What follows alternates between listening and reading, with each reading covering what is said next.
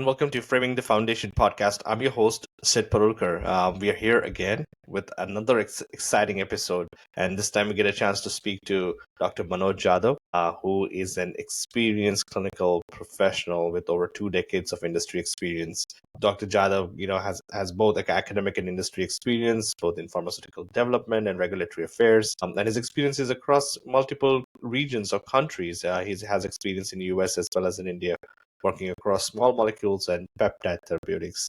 He's a trained pharmacologist and has an extensive experience in planning, designing, executing, and interpreting clinical studies. Dr. Jadhav received his PhD in pharmaceutics from Bombay College of Pharmacy and KEM College from the University of Mumbai, and also did his postdoc fellowship from the College of Pharmacy and Medicine, University of Florida, Gainesville. Again, before starting ISHA Therapeutics, where he's currently the CEO for, he did a small stint with a company called CRC Pharma, where he was the VP of Clinical Development and Business Strategy. But as a CEO for ISHA Therapeutics, he is contributing to several drug development programs, both new chemical entities and 505(b)(2) programs across different therapy areas. So super excited to have him on board as the strategic advisory board member for Park Clinical. We'll continue to leverage his expertise and experience in the industry. But really excited to have him on today's podcast. So let's dive in. Jadhav, thank you so much for taking the time to attend the Framing the Foundation podcast. Welcome. It's Friday afternoon, but I'm glad you were able to get some time for this conversation.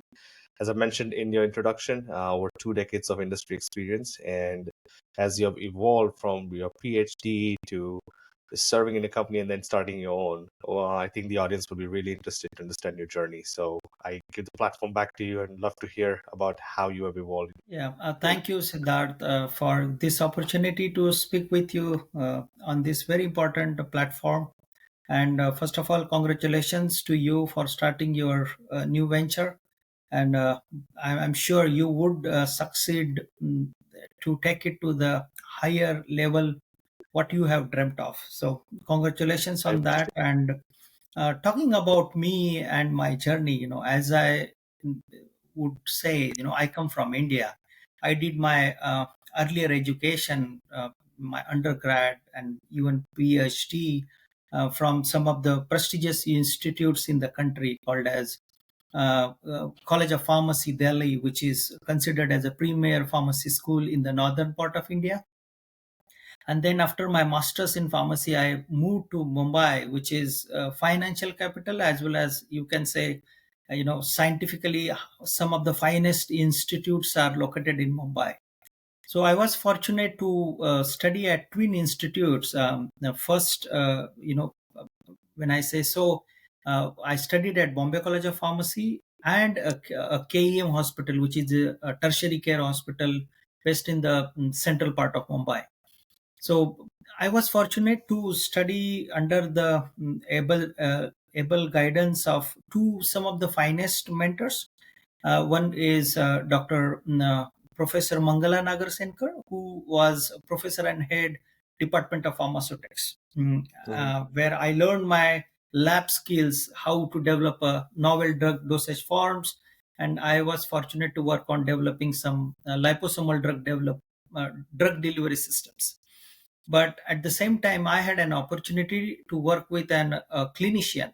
Her name is Dr. Nilima Sagar, and I'm proud to say that I was part of the team which developed India's first liposomal amphotericin B product, which is a classical gold standard antifungal drug which is used for treating variety of fungal infections.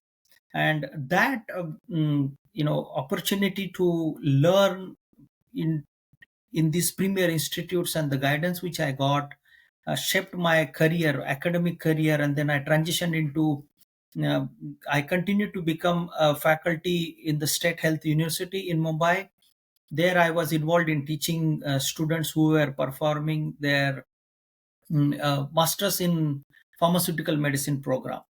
So Mhm. that was again a unique opportunity to teach and guide a next generation of students. But then at that time, I thought, it's time to get out of Indian context of science, which I had learned, and then I moved to US at the University of Florida for my postdoctoral fellowship. There again, I had an opportunity to work in the schools of pharmacy and medicine, where I again went back to the bench, learned the research in American way. When I say so, that implies very structured, systematic way of doing science. And having trained under a clinician during my PhD, I thought now time to Mhm. switch gears from a lab to the clinic. So I then continued to work with a interventional cardiologist at the University of Florida. His name is Dr. Anthony Bevery, and then moved into the industry almost 8 9 years ago. And I there I just worked for an industry. Sorry. sorry, I would just want to for the audience for them to correlate. I think KM is equivalent to MGH here in the US. So it's a pretty big institute and a very reputable one. Sorry, I didn't want to interrupt you, but I just wanted to share this with the listeners. Yes, the name of this hospital is King Edward Memorial Hospital, which is a 2,000 bedded, massive, multi super specialty public hospital. And I worked there in the Department of Clinical Pharmacology, which is a premier clinical pharmacology department, which was started by Dr. Nilima Kshirshagar, who is my mentor, and she still continues to work with me and guide me even today. So I'm fortunate to have been guided by some of the finest teachers and mentors. Yeah, that's what I want to say. That as a learning for people, like having the right mentors at the right time in your life, play a critical role in in your success journey. But at the same time, not everybody can become your mentor, but you have to identify the right people who can guide you through the process and see how they can add value not only to your growth, but also how you can add value to their growth. So I think it works both ways. But I completely agree with you. Having mentors around really helps you look at I would say science from a different dimension. Yes, and you need to be fortunate enough to be guided by a right mentor. And Right. again, it is said that Indian context, if the student is ready, the teacher will appear or mentor will come out. So it is a symbiotic relationship. If the teacher or mentor finds you to be right candidate to give the right kind of guidance, teaching is one part of the story, but when somebody becomes mentor, the role becomes very important beyond teaching. There you need to hone the skills of that disciple or student, I would say, in a such way, and identify the right skills and potential strengths and weaknesses, and then keep on pushing him or her in the right direction so that they accept. So yes, I agree to your suggestion. Yes, it is very important to find a good mentor because they are not attached to your success story. Their job is to ensure that you become a successful in wherever or whichever field you are. So Right. sometimes people get attached to, suppose I am mentor to somebody. My role is here to just give right guidance, unbiased opinions which are uh, factual, supported by some science or facts, so that you do not mislead that person. So Yeah. there has to be a different skill sets one should have to become a mentor. Yeah, and I've been fortunate enough to be associated with you and be mentored by you. So thank you so much. You're welcome, and you deserve to be, to be so, because you are a wonderful human being in the first place, and the ethics and the integrity with which you work, that is remarkable. So, in our interactions, my job has been always to give you unbiased opinions, which are Yeah, for good, it's very important. and that's what. And all I credit goes appreciate to it. you because you have those qualities, and that's why we could talk and interact. That's how I see it. No, I appreciate it. But just going back to your postdoc, how was that experience here? Like coming to the States and then adapting, as you said, adapting to the much more structured approach towards research. Right. The difference between what I studied in India and here, the classical difference was the structured approach to the science. And I am proud to say that when I studied with Dr. Shirsagar and Dr. Nagar Senkar in India, Mumbai is a a very prominent cosmopolitan city where some of the cutting edge research opportunities are available. And with that profound and sound training in my PhD helped me adapt to the system here much faster. Of course, there were challenges with understanding the language in the beginning, because what when we are in India, the language we speak is different, and here is different. But apart from language, what I learned very specifically, the way the dissection of the science and the results what we have in hand is done in a 360 degree approach. You would see every possibility that why did we fail in an experiment, what could be the potential reasoning and potential causes that led us to this failure of this experiment, and then find out the potential solutions. So that skill I learned very vividly in a structured way here when I did my postdoc. uh, because in the first my first job was working in the lab on the bench. I was developing some immunoassays for some viral infections. Dengue virus is again an important infection in tropical countries. So our job, the project which we were involved in, was to develop an immunoassay for the same. It was Hmm. a very unique learning. I was working with some of the finest professors there. It was a team involved in discussing, and every week we used to discuss the every two experiments, small experiments I could have done. We used to have 2 3 hours of discussion, that how it was done, what could be the reason of this success or failure, whatever that experiment was. So that's how, I would say, research capabilities were refined much further than what I had learned in India. But as I say, no, it's a approach, or it's a continuous journey as we learn uh, both in India and US. So yes, that was very unique experience to study at the University of Florida for my postdoc. And then you went ahead and started your own company, ISHA Therapeutics, after a small stint working for another company in the industry. How was that journey, moving from academia to straight away to industry research? Yes, yes, it was again uphill task, I would say, because when you are in academic setup, your thinking is different. Your focus is on an experiment A or B or C, or writing a grant. But when you get into the industry, here it is most of the knowledge which you have gained has to get into action. You're developing a new drug or new strategy for a small molecule or a peptide, or a biologic. So here your perspective and understanding of that science understanding has to be translated into a perspective where whatever you are doing has direct impact on the end user, which is your patient. So when I worked in my previous company before starting my Isha Therapeutics, yes, I got a very good exposure dealing with stakeholders, some of the finest scientists in the industry, and I worked on several small molecules, peptides, and variety of programs, be it NC as well as a 505B2 program. And the biggest Hmm. exposure which I got, I would candidly say that my ability to narrate the scientific stories to the US FDA. I had worked on more than a dozen drug development program which were at an IND enabling stage, or some of them were at early clinical stage program.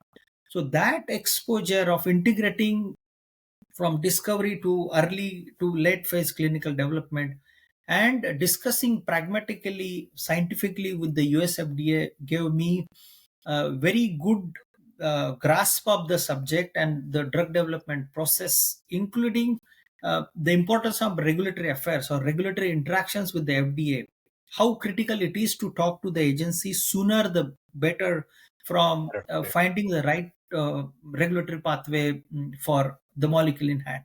So that cumulative experience helped me to hone my skills across the spectrum of drug development, and I could connect the dots of drug development from early drug discovery to non-clinical to clinical.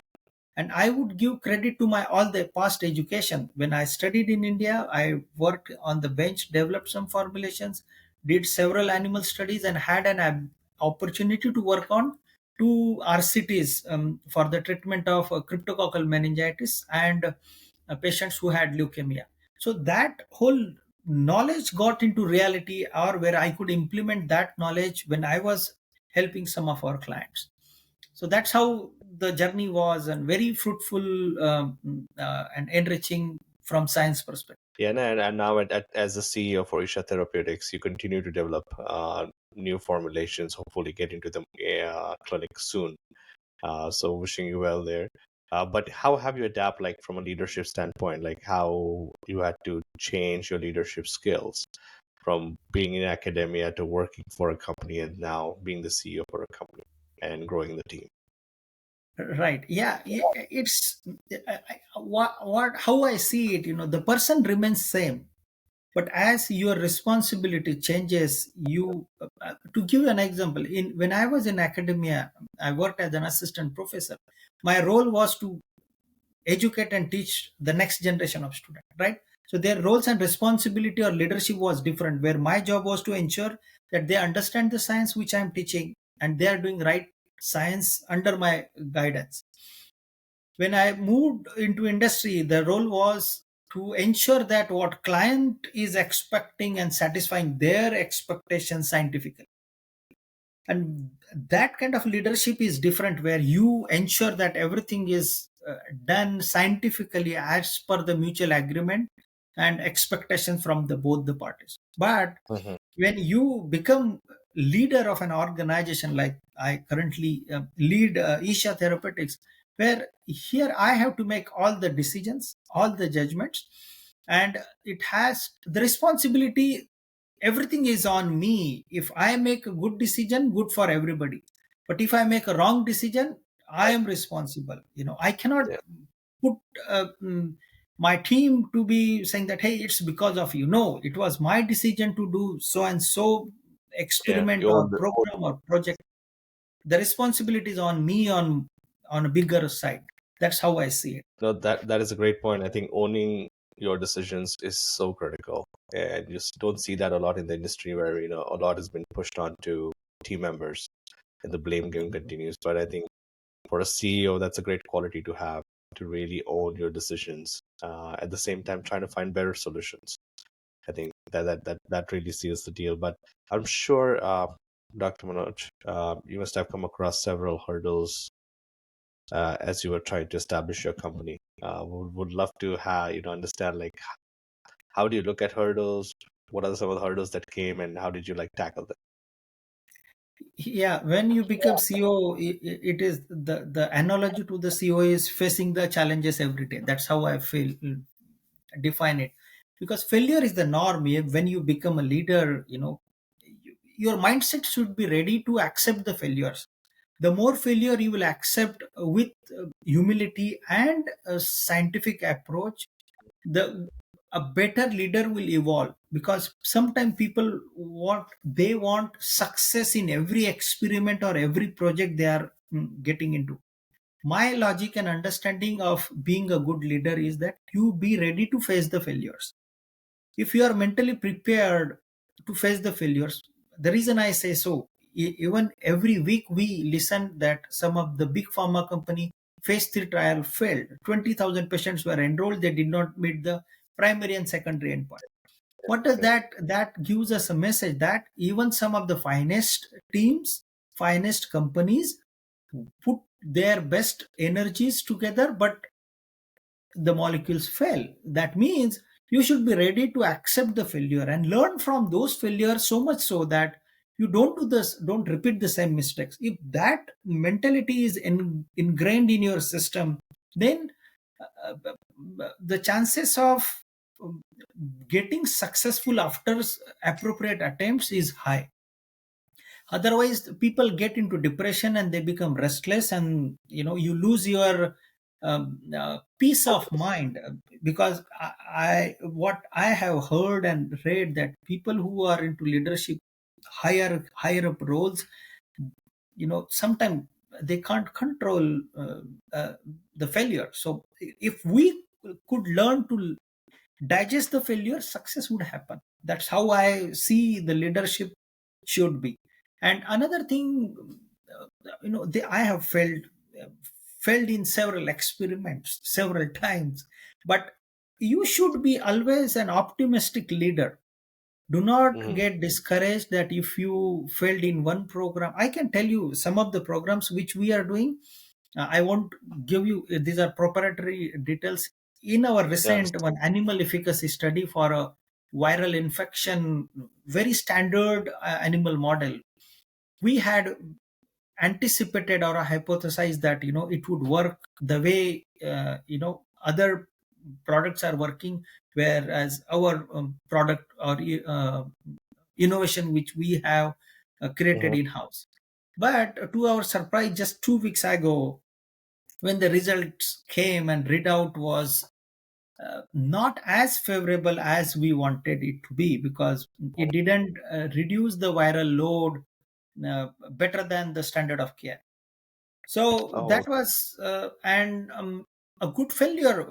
I mean, failure is never good, but I mean to say good lesson for us to learn from that. How and where we made mistakes, and we as a team, we discussed and dissected what could have gone wrong, and then now our plan B is ignited. That okay, doesn't matter, we have failed there, that doesn't mean that we have to run away from facing the challenge. So now we are changing our strategy to develop into another indication where we believe, and we have some preliminary data to ignite that plan B so that we keep going. So that's how the process should happen, I would say. that is great. Keeping an optimistic view is Yes. important, but also doing due diligence on where things failed. I think that is Yes. probably a key message as well. Uh, I think great conversation. I just want to understand, from you now. You as a CEO, you're much more exposed to the industry and the trends that are currently ongoing.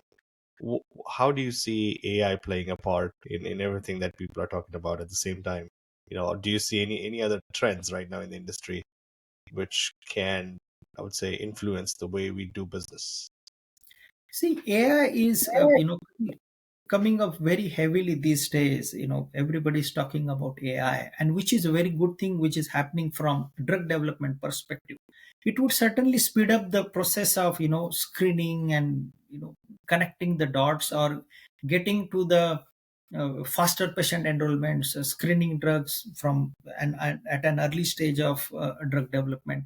It has its own value, but what I see in a pragmatic way, that it has to be coupled with right scientific analysis and judgment by humans. Everything cannot be done by AI. So we as a scientist has a very important role to play. When I say so, because we are playing with the drugs and ultimately with the human health, which is the paramount in our sphere of industry. Uh, so we have to be very pragmatic how we are using AI and for what purposes we are using, and certainly it has added a significant value to speed up the things. But at the end, my again, I have little a different view, that AI should be led by with human in command. That's how I see it. When Okay. human in command and AI is being delivered to the benefit of the patient, yes, it has its own advantages. Because you in the media you see how it can be misused also. So we have to be Yeah, pragmatically equipoised. So therefore, I believe human in command make use of AI for doing right things. that's great. I think an important point that you bring up is there's a lot of discussion about AI, but it's how we utilize it is going to be, you know, critical for our future. I think there are positive and negatives to using AI. And I think the industry still continues to explore how we can optimize the use of AI towards either better screening of drugs early or to identify patients early. So there's so many discussions going on where to really fit AI into clinical drug development. So that was interesting to hear from you. Um, Yeah, it should be uh, viewed as a catalyst and not a replacement of anything.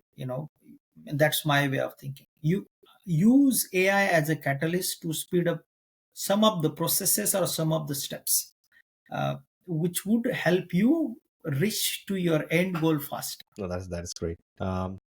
Just, Thank before we wrap up, I just want to thank you so much again for your time. I know you have a busy schedule, so you took this time to speak. I'm glad we were able to schedule this. We have kind you. of rescheduled this so many times, but thank you so much for taking the time. If there's engagement opportunities for the next generation of people coming down the line who want to learn more or engage with you, is LinkedIn a good place for you, or do you think the email would be better? I'll put in the description in the description for the link of the podcast so people can access it. But I just want to understand your preference. Yeah, either way it is fine. LinkedIn, I am also active there, and but if somebody wish to speak or you want to reach out, email is also fine. That's great. Again, thank you so much. This has been a very exciting conversation. I appreciate your time, Dr. Jadhav, and hopefully speak to you again soon offline. But I want to thank all the viewers for watching, and I'm hoping you feel much more enlightened with the information shared today, not only from a scientific perspective, but also from a philosophical perspective as well. So I hope you guys enjoyed. Dr. Thank Manoj, you, thank you Siddharth, again for your time. for your time.